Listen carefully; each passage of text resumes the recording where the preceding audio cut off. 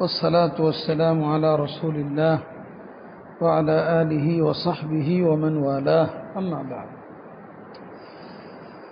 அன்பார்ந்த அல்லாஹ்வின் நல்லடியார்களே, இன்றைக்கு ஓதப்பட்ட சூரா தலாக்ல அல்லாஹ் தஆலா தக்வாவுடைய 5 பலன்களை சொல்றான்.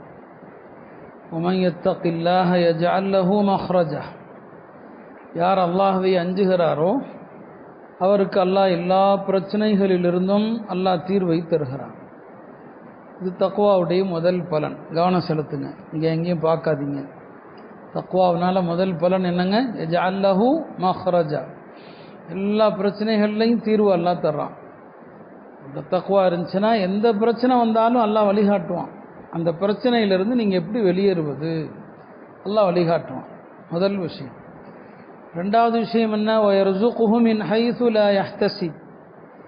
உங்கள்கிட்ட தக்வா இருந்தால் நீங்கள் அறியாத எண்ணாத புறத்திலிருந்து அல்லாஹ் உங்களுக்கு ரிஸ்கை தருவான். நம்ம எண்ணி கூட பார்த்துருக்க மாட்டோம், நினச்சே பார்த்துருக்க மாட்டோம். அல்லாஹ் தஆலா அப்படி நினைத்து பார்க்காத புறத்திலிருந்து ரிஸ்க்கு அல்லாஹ் தருவான். சிலருக்கு ரிஸ்க்கு அவர் உழைச்சி தான் ரிஸ்க்கு வரும். சிலருக்கு ரிஸ்க்கு அடுத்தவருடைய உழைப்பிலிருந்து வரும். புரியுதுங்களா? சிலருக்கு அவன் உழைச்சாதான் ரிஸ்க்கு, சிலருக்கு அடுத்தவர் உழைப்பிலிருந்து அல்லாஹ் என்ன கொடுப்பான்? ரிஸ்கை கொடுப்பான். இமாம் மாலிக் அவர்கள் ஒரு நாள் அவங்களுடைய மாணவர் இமாம் ஷாஃபிகிட்ட இந்த விஷயத்தை சொன்னாங்க. அல்லாஹ் மனிதர்களுக்கு படைப்புகளுக்கு 2 வகையாக ரிஸ்க் கொடுக்குறான்ப்பா. சிலருக்கு அவனுடைய உழைப்பை கொண்டு கொடுப்பான், சிலருக்கு அடுத்தவர் உழைப்பை கொண்டு கொடுப்பான் அப்படின்னு சொல்லி. அவன் கேட்டான், அது எப்படி அப்படின்னா? அது அப்படித்தான் அப்படின்னா. அந்த காலத்தில் படிச்சுக்கிட்டே என்ன செய்வாங்க? வேலையும் பார்ப்பாங்க, சம்பாதிப்பாங்க. இமாம் ஷாஃபி ரஹ்மத்துல்லாஹி அலைஹி பாடம் முடிந்ததும் மதீனாவில் போய் ஒரு இடத்துல வேலை செஞ்சாங்க. கூலி கிடைத்தது. அந்த கூலியை கொண்டு கொஞ்சத்தை என்ன செஞ்சாங்க? தான் எடுத்தாங்க. கொஞ்சத்தை கொண்டு வந்து தன்னுடைய உஸ்தாத் இமாம் மாலிக் இடத்துல கொடுத்தாங்க. நீங்கள் வச்சுக்கங்கன்னு சொல்லி. அப்போ அவங்க சொன்னாங்க, இதான்ப்பா நீ உழைச்சி உனக்கு ரிஸ்க் கிடச்சிது, புரியுதா? நான் உழைக்காமல் உன்னை கொண்டு எனக்கு எல்லாம் ரிஸ்க்கை கொடுத்தான் பார்த்தியா, இப்படித்தான். இப்போ வயர்ஸுகுஹு மின் ஹைஸு லா யஹ்தஸிப். தக்வா உங்கள்கிட்ட இருந்ததுன்னு சொன்னால் நீங்கள் எண்ணி பார்க்காத புறத்திலிருந்து ரிஸ்க் வரும். இல்லை, அதெல்லாம் நிறைய சம்பவங்கள். நம்பிக்கை தான். அல்லாஹ்வுடைய வார்த்தையில் நம்பிக்கை இருந்துச்சுன்னு சொன்னால் நீங்கள் கற்பனை செய்து பார்க்க மாட்டீங்க. ஒரு கஷ்டம் வரும், அல்லாஹ் எங்கிட்ட இருந்தோ கொண்டு வந்து கொடுப்பான். ஒரு பெரிய கடன் சிக்கலில் இருப்பீங்க, நீங்கள் முத்தகையாக இருந்தால் எங்கேயோ இருந்து பணம் வரும். அந்த கடன் உடனே என்ன செஞ்சிடும்? நீங்கிவிடும். அது எத்தனை லட்சம் எத்தனை கோடியாக இருந்தாலும் சரி. தக்வாவுடைய 2வது பலன். 3வது என்ன? வமன் யத்தகில்லாஹ் யஜஅல் லஹு மின் அம்ரிஹி யுஸ்ரா. யார் அல்லாஹ் பயப்படுகிறாரோ, அல்லாஹ்வை அஞ்சி வாழ்கிறாரோ, அவருடைய எல்லா காரியத்தையும் அல்லாஹ் இலகுவாக்குவான். எல்லாத்தையும் அல்லாஹ் என்ன செஞ்சிருவான்? இலகுவாக்கிடுவான். கஷ்டமான காரியமே ஒன்று இருக்காது, எல்லாம் லேசு தான். திருமண காரியமா லேசு தான், வியாபாரமா லேசு, எல்லாத்தையும் லேசாக்கிடுவான். கஷ்டம்னு ஒன்று இருக்காது வாழ்க்கையில், உங்கள்கிட்ட தக்வா இருந்துச்சு அப்படின்னு சொன்னான். 4வது என்ன? வமன் யத்தகில்லாஹ யுகஃபிர் அன்ஹு ஸய்யிஆத்திஹி. யார் அல்லாஹ் பயப்படுகிறாரோ அவருடைய எல்லா பாவத்தையுமே அல்லாஹ் அழிச்சிருவான். யுகஃபிர்னா அழிச்சிருவான்னு அர்த்தம். அல்லாஹ் மறுமையில் அடியார்களோடு எப்படி நடப்பாங்கிறது இருக்கு இல்லையா, ரொம்ப வித்தியாசமானதாக இருக்கும். ரொம்ப வித்தியாசமானது. அல்லாஹ்வுடைய நடைமுறை அடியார்களோடு எப்படி இருக்கும் என்பது வித்தியாசமானதாக இருக்கும். பல ஹதீஸுகளை பார்க்கலாம்.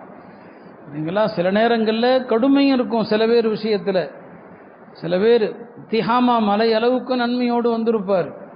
திஹாமாங்கிறது ஹிஜாஸில் இருக்கிற மலை. நன்மையோடு வருவார். ஆனால் அந்த நன்மைகளை பூரா அல்லாஹ் பரத்தப்பட்ட புழுதி போல் ஆக்கிடுவான். பரத்தப்பட்ட புழுதியை போல் ஆக்கிடுவான். இப்போ சஹாபாக்கள் திடுக்கிட்டு போய் கேட்பாங்க, யாரும் சொல்லதான் ஏன் இந்த நிலைமைன்னு சொல்லி. ஆமாம், ஏன் அல்லாஹ் அப்படி ஆக்குவான்னு சொன்னால் அவங்கள்ட்ட தக்வா இல்லை. காரணம், அவர்கள் சபையில் இருக்கும்போது குர்ஆன் ஓதுவாங்க, திக்ர் செய்வாங்க, தொழுவாங்க, எல்லாம் செய்வாங்க. தனிமையில் போய்விட்டால் அல்லாஹ் ஹராமாக்கன அத்தனையும் கிழித்து எறிந்து விடுவார்கள். ஃபோன் இருக்கு இல்லையா, தனிமையில் எதை பார்க்குறானே தெரியாது. அல்லாஹ் அவ்வளோ பெரிய பாவம் ஃபோன். இல்லை, ஒரு காலத்தில் தனிமையில் உள்ள பாவங்கள் கூட அரிது. இன்னைக்கு தனிமை பாவங்கள் நிறைய. அப்போ இப்படி தக்வா தானே, அது தக்வா இல்லாதனால தானே அமல்கள் பூரா திஹாமா மலையை போல் எல்லாம் ஆக்கிடுவான்னு சொல்லி. இறைச்சமுடையவர்களுக்கு அல்லாஹ் அப்படி நடக்க மாட்டான். பாவம் செய்வோம் நம்ம, சில பேர்கிட்ட அல்லாஹ் எப்படி நடப்பான், ஒரு அடியான் அல்லாஹ்ட்ட கொண்டு வரப்படும். அல்லாஹ் சொல்லுவான் மலக்குமார்கள்ட்ட, அவருடைய பெரிய பாவத்தை பூரா மறைச்சிருங்க, சின்ன பாவத்தை பூரா முன்னால் கொண்டு வாங்கம்மா. அவருடைய சின்ன பாவம் பூரா கொண்டு வரப்படும். இப்போ எல்லாத்தையும் அல்லாஹ் காட்டுவான், பாரு இந்தந்த நாளில் என்னென்ன செஞ்ச, இந்தந்த நாளில் என்னென்ன செஞ்ச. சரி, நம்ம கதை முடிஞ்சு, சின்ன பாவ கணக்கே இப்படி, நீ பெரிய பாவ கணக்குன்னா என்ன ஆகிறது? அல்லாஹ் சொல்வானா, அவனுடைய சின்ன பாவங்கள் ஒவ்வொன்றையும் நன்மையாக மாற்றிவிடுங்கள். இதுதான் யுகஃபிர். இதான் என்னங்க, எல்லாத்தையும் நன்மையாக மாற்றுற அந்த அடியான் அல்லாஹ்ட்ட சொல்லுவான், யாரெல்லாம் எனக்கு இன்னும் நிறைய பாவம் லிஸ்ட் இருக்குதேம்மா. புரியுங்களா சொல்கிறது? பாவத்தை தானே நன்மையாக மாற்றினான். யாரெல்லாம் இன்னலி துனூபன், நிறைய பாவம் இருக்குதே இன்னும் அப்படின்னு சொல்லுவான். இப்படியும் எல்லாம் நடப்பான். சரிங்களா? அப்போ நம்ம தக்வா இருந்துச்சுன்னு சொன்னால் யுகஃபிர், சின்ன பாவம் பூரா நன்மையாக மாற்றிடுவான். யுபத்திலுல்லாஹு செய்யாத்தியும் ஹசனாத், எல்லாத்தையும் நன்மையாக மாற்றிடுவான். சரிங்களா? தவற நன்மையாக மாற்றுறது எவ்வளோ பெரிய விஷயம். பரீட்சையில் ஒரு மாணவன் கேள்விகளுக்கு தவறான ஆன்சர் பண்ணியிருக்கிறான், பதில் எழுதியிருக்கிறான்.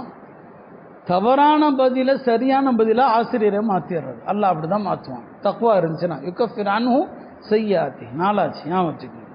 ஐந்தாவது வயுஅலிம் லஹு அஜ்ரா, யார்கிட்ட தக்வா இருக்குதோ அவர்களுக்கு மகத்தான கூலியை அல்லாஹ் தருவான். இப்போ எத்தனை விஷயம் ஆச்சுங்க? 5 விஷயம். யஜஅல் லஹு மஹ்ரஜா, எல்லா பிரச்சனைக்கும் தீர்வு. யர்ஸுகுஹு மின் ஹைஸு லா யஹ்தஸிப், அறியாத புறத்திலிருந்து வாழ்வாதாரங்கள் கொட்டும். மூணாவது என்ன? யஜஅல் லஹு மின் அம்ரிஹி யுஸ்ரா, எல்லா காரியத்தையும் லேசாக்குவான். நாலாவது பாவங்களை பூரா மன்னிச்சு நன்மையாக மாற்றுமா, மகத்தான கூலியை தருவான். 5 விஷயங்கள் இருக்கு. தக்வானா என்ன, அது நமக்கு தெரியணுமா இல்லையா? தக்வாவுக்கு விளக்கங்கள் நிறைய சொல்லப்பட்டது. ஹஜ்ரத் உமர் ரலியல்லாஹு அன்ஹு அவர்கள் உபய் இப்னு கஅப் இடத்துல கேட்டாங்க, மத்தக்வா, தக்வானா என்னன்னு சொல்லி.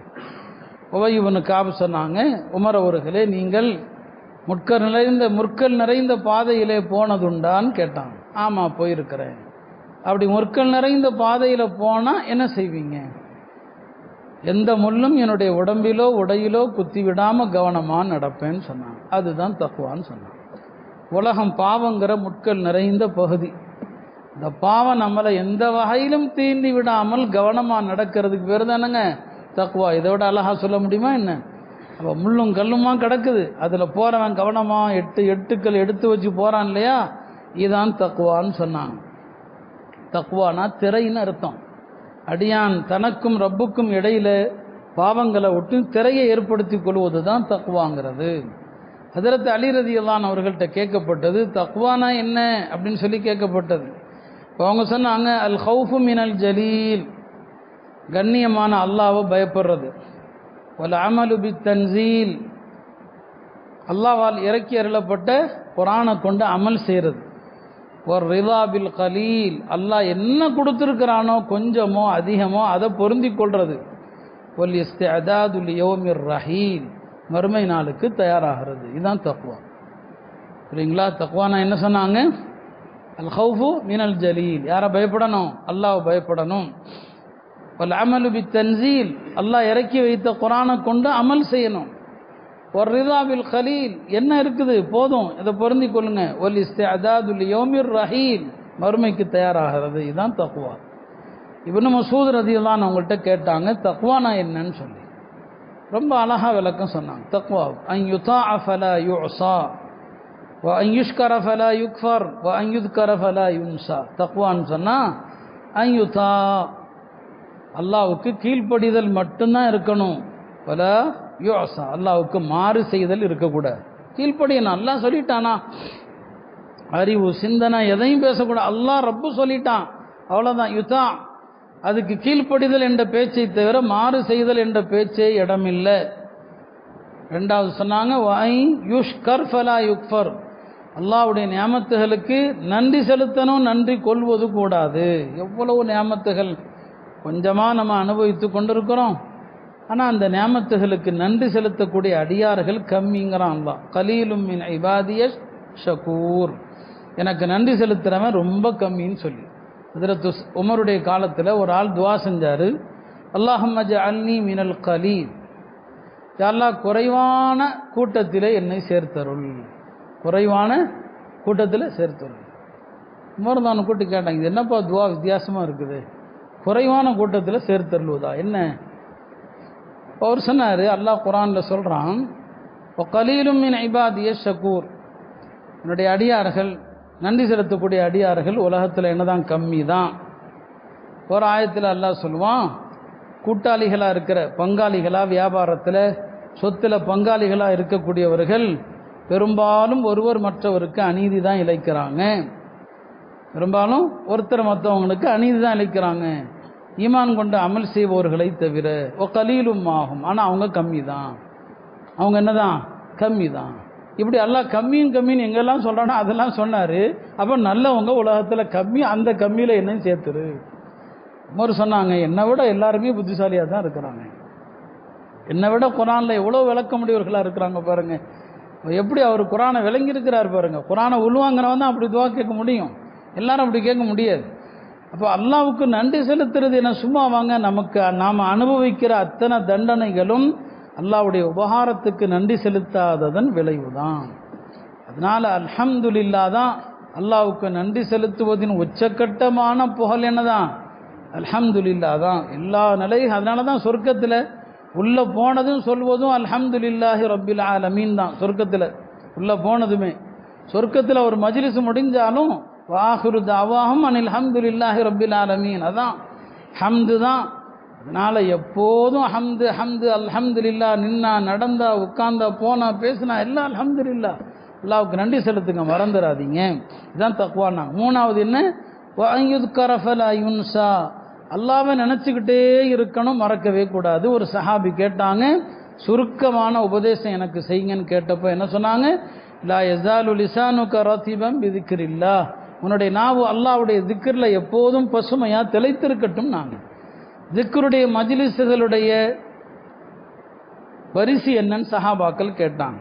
பெருமானார் சொன்னாங்க, மஜாலிசு கனீமத்து மஜாலிசு திக்ரில் ஜன்னத்துல் ஜன்னான்னு சொன்னாங்க. திக்ருடைய சபைகளுடைய பரிசு என்னன்னா சொர்க்கம் சொர்க்கம் சொன்னாங்க. இப்போ தக்வானா மூணாவது அம்சம் என்ன சொன்னாங்க, அல்லாஹ்வை திக்ரு செஞ்சுக்கிட்டே இருக்கணும், அல்லாஹ்வை என்ன செய்யக்கூடாது, மறக்கக்கூடாது. காலையில் மாலையில் பெருமானார் ஸல்லல்லாஹு அலைஹி வஸல்லம் சதாவும் அல்லாஹ்வை திக்ரு செஞ்சுக்கிட்டு தான் இருப்பான். திக்ரு தான். ஒரு மஜ்லிஸில் சஹாபிகள் சொல்லுவாங்க, ஒரு மஜ்லிஸில் உட்கார்ந்தா அந்த மஜ்லிஸ் முடிகிறதுக்குள்ளே ரப்பி ஃபிர்லி என்று 100 தடவையாவது சொல்லிடுவாங்க. என்ன வார்த்தைங்க, ரப்பி ஃபிர்லி, அல்லாஹ்வை திக்ரு தான், சதாவும் திக்ரு தான். ராத்திரி படுக்கும்போது பெருமானார் ஓதியதையெல்லாம் நீங்கள் பார்த்தீங்கன்னா, அல்லாஹ் அக்பர், நம்ம அதெல்லாம் ஓதணுன்னா 1 மணி நேரம் ஆகும். 7 சூறா ஓதுவாங்க. அல்லாஹ்வுடைய தஸ்பீஹை கொண்டு ஆரம்பிக்கிற 7 சூறா, தஸ்பீஹை கொண்டு ஆரம்பிக்கிற 7 சூறா என்ன, சூரா பனி இஸ்ராயில், சுப்ஹான் அல்லதி அஸ்ரா பி அப்திஹி, இல்லைங்களா, அதை ஓதுவாங்க. அப்புறம் சப்பஹ யுசப்பிஹுன்னு ஆரம்பிக்கிற 6 சூறாக்களை ஓதுவாங்க. இன்னைக்கு கூட ஓதணுமா இல்லையா, யுசப்பிஹு லில்லாஹ் சப்பஹ லில்லான்னு வருதுல. அப்புறம் சப்பிஹிஸ்ம ரப்பிக்கல் ஆலா, இந்த மாதிரி சூறாக்கள் மொத்தம் எத்தனைங்க, 7 சூறா, அதை ஓதுவாங்க. திக்ரு, குர்ஆன் பெரிய திக்ரு. இதெல்லாமல் படுக்கும்போது ஓத வேண்டிய துவாக்கள், அல்லாஹும் பிஸ்மிகா மூத்து வஹையா ஓதுவாங்க. இது எத்தனை திக்ரு. படுக்கும்போது வலது கன்னத்தில் இப்படி கையை வச்சுக்கிட்டு அல்லாஹும்ம கினி அதாபக் யௌம தபஅஸு இபாதக், அல்லாஹ் உன் தண்டனையை விட்டும் காப்பாற்று என்று துவா ஓதுவாங்க. சரிங்களா. படுக்கும்போது எத்தனை துவாக்கள். படுக்கையில் சொல்லுவாங்க, அல்லாஹ் உன்னையே சார்ந்திருக்கிறேன், என் மீது கருணை காட்டுவாயாக, என் உயிரை கைப்பற்றி கொண்டால் என் மீது கருணை காட்டு, தூங்கி உலகத்தில் நான் மறுபடியும் என் உயிர் அனுப்பப்பட்டால், என் உயிர் எனக்கு அனுப்பப்பட்டால் எனக்கு உதவி செய். எத்தனை துவாக்கள் ஹதீஸில் வருது. காலையில் எஞ்சா ஓதுவாங்க, அல்ஹம்துலில்லாஹி அல்லதி அஹ்யானா ஓதுவாங்க. எத்தனை துவாக்கள், அல்லாஹ் அக்பர். இதெல்லாம் என்ன, எப்போதும் திக்ரு தான் தக்வா. இப்போ இப்னு மஸ்ஊத் 3 விஷயம் சொன்னாங்க. தக்வான்னு சொன்னால் அல்லாஹ்வுக்கு கீழ்ப்படிதல் தான் இருக்கணும், மாறு செய்தல் இருக்கக்கூடாது. அல்லாஹ்வுக்கு நன்றி செலுத்துதல் இருக்கணும், அல்லாஹ்வை நன்றி கொள்ளுதல் கூடாது. அல்லாஹ்வை நினைக்கணும், மறக்கக்கூடாதுன்னு சொன்னாங்க. இதெல்லாம் தக்வாவுக்கு சஹாபா பெருமக்கள் சொன்ன விளக்கங்கள். இந்த தக்வாவை கடைபிடிச்சா வாழ்க்கையில் எத்தனை விஷயங்க, 5 விஷயம் நமக்கு. அப்போ எல்லா நிலைகளிலும் கஷ்டம் கஷ்டம் கஷ்டம் நம்ம சொல்கிறோமே தவிர நம்ம தவறை பற்றி பேசவே மாட்டிருக்கணும். நாம் தீர்வுகள் நினைக்கிறோம், அரசியல் தீர்வுகள் எல்லாம் தற்காலிகமானது தான். நாட்டில் மாற்றமே வந்துட்டால் கூட முஸ்லீம்களுடைய எல்லா கஷ்டமும் சரியாக போயிடுமா என்ன? தேர்தலே மாறப்போகுதுன்னு வைங்களேன், மாறட்டும், அல்லாஹ் அப்படியே ஆக்கட்டும், என்ன எல்லா கஷ்டமும் சரியாயிடுமா? இல்லை, கிடையாது. என்னதான் இருந்தாலும் காஃபிர்கள் முஸ்லிம்களுக்கு எதிரிகள் தான். அணி மாறுவதால் பிரச்சனை எல்லாம் முடியாது, கொஞ்சம் பிரச்சனை கம்மியாகும், அவ்வளோதான். புரியுங்களா? அவனை விட இவன் கொஞ்சம் பரவாயில்லையே தவிர எல்லா பிரச்சனையும் தீராது. அப்போ பிரச்சனை தீர்வு என்பது தேர்தலில் ஆட்சி மாற்றம் வந்தால் தீர்ந்துரும், இன்னார் வந்தால் தீர்ந்துரும் என்ற நம்பிக்கை கூட முதல்ல தவறு. நம்மிடத்தில் தக்வாங்கிற இந்த பண்பு வந்து விட்டால் இந்த பிரச்சனைகளுக்கெல்லாம் ஒட்டுமொத்த தீர்வு அல்லாஹ் அதன் மூலமாக நமக்கு தந்துடுறான். அதனால் இன்ஷா அல்லாஹ் நம்ம வாழ்க்கையில் எல்லா நிலைகளிலும் தக்வாவை கடைபிடிக்கணும், அல்லாஹ்வை அஞ்சி வாழணும், அல்லாஹ் ஹராமாக்கினதை கைவிடணும். நம்ம ஏத்திகாஃபுக்கு பிறகு இந்த தக்வாங்கிற அமலை எடுத்துக்கிட்டா நிறைய நஃபில் செய்யணும்னு தேவையில்லை, நீங்களுடைய ஃபர்தான அமல்கள் இருந்தாலே போதும். பெருமானார் இடத்துல கேட்கப்பட்டது, நிறைய வணக்கத்தில் ஈடுபடுகிறார் ஒருவர், ஆனால் அவர்கிட்ட பேணுதல் இல்லை. தக்வானா என்ன? பேணுதல் தான். ஒருத்தர் கொஞ்சமாக அமல் செய்கிறார், ஆனால் பேணுதலாக இருக்கிறார். இந்த ரெண்டு பேரில் யார் சிறந்தவங்க? சொன்னாங்க, பேணுதலுக்கு நிகராக எந்த அமலும் கிடையாதுன்ட்டான். இப்போ பேணுதலான வாழ்க்கைக்கு பேர் தக்வா. அதை வாழ்நாள் முழுவதும் கடைபிடிக்கிற தௌஃபீக் அல்லாஹ் எனக்கு தரட்டும். எனவே தான் தக்வா அல்லாஹ்வுடைய வசியத். தக்வா யாருடைய வசியத்துங்க? அல்லாஹ்வுடைய. குர்ஆன்ல அல்லாஹ் சொல்றான், வலகது வஸ்ஸைனா அல்லதீன ஊத்துல் கிதாப மின் கப்லிக்கும் வ இய்யாக்கும் அனித்தகுல்லாஹ். அல்லாஹ் உங்களுக்கு முன் சென்றவர்களுக்கும் வசியத்து செஞ்சான், அல்லாஹ்வை அஞ்சி கொள்ளுங்கள். தக்வா பெருமானாருடைய வசியத். இர்பாத் இப்னு சாரியா சொன்னாங்க, ஒரு நாள் ரசூல் ஸல்லல்லாஹு அலைஹி வஸல்லம் அவர்கள் எங்களுக்கு ஒரு உபதேசம் பண்ணாங்க. அந்த உபதேசங்களால் எங்களுடைய உள்ளங்கள் நடுங்கியது, எங்களுடைய கண்கள் எல்லாம் கண்ணீரை சொரிந்தது. அந்த உபதேசம் பெருமானார் விடைபெறுகிற போது செய்கிற உபதேசத்தை போல் இருந்தது, கடைசியாக செய்கிறாங்கன்னு சொல்லி. அந்த உபதேசத்தில் பெருமானார் சொன்ன முதல் வார்த்தை, ஊசிக்கும் பித்தக்வல்லாஹ், அல்லாஹ்வை அஞ்சுமாறு உங்களை வசியத்து செய்கிறேன். அப்போ தக்வா அல்லாஹ்வுடைய வசியத். அதனால தான் எல்லா ஹுத்பாக்களிலுமே ஜும்மாவுடைய ஹுத்பாவில் ஹத்தீப் என்ன சொல்லணும் தெரியுமா? அல்லாஹ் புகழ்ந்துட்டு, ஊசிக்கும் வனஃப்ஸி பித்தக்வல்லாஹ், என்னையும் உங்களையும் அல்லாஹ்வை அஞ்சி கொள்ளுமாறு வசியத்து செய்கிறேன். சில இமாம்கள்கிட்ட இந்த வசியத்துங்கிறது ஹுத்பாவில் கண்டிப்பாக ஷர்த்து, இல்லைன்னா ஹுத்பா கூடாது. ஷாஃபி மதுஹபில் ஹுத்பாவில் 5 ஷர்த்து இருக்குது. இந்த 5ம் பெறப்பட்டால் தான் சும்மா ஹுத்பா கூடும். அல்லாஹ் புகழணும், பார்த்தீங்களா? பெருமானார் மீது செலவாத்து சொல்லணும், அல்லாஹ்வை அஞ்சி கொள்ளுங்கள் அப்படின்னு வசியத்து செய்யணும். ஜும்மாவில் கவனிக்கிறீங்களா இல்லையா? ஊசிக்கும் வனஃப்ஸி பித்தக்வல்லாஹ். அதை நம்ம தூங்கிக்கிட்டே கேட்குறோம், என்னமோ ஒன்று ராகமாக சொல்கிறாங்கன்னு சொல்லி, சாதாரண விஷயமா சொல்கிறாங்க. அல்லாஹ்வை அஞ்சுங்க, அந்த வார்த்தைக்கு கூட மதிப்பு இல்லாமல் போச்சு. அதை நம்ம கேட்கறது கூட அலட்சியமாக கேட்குறோம், என்னமோன்னு சொல்கிறார். சரிங்களா? எவ்வளோ பெரிய விஷயம் அது, நம்ம அதை கவனத்தில் எடுத்துக்கொள்கிறோமா அருமையானவர்களே? அப்போ தக்வாங்கிறது வசியத்துல்லா, வசியத்து ரசூலில்லா. தக்வா என்பது நல்லோர்களுடைய வசியத்.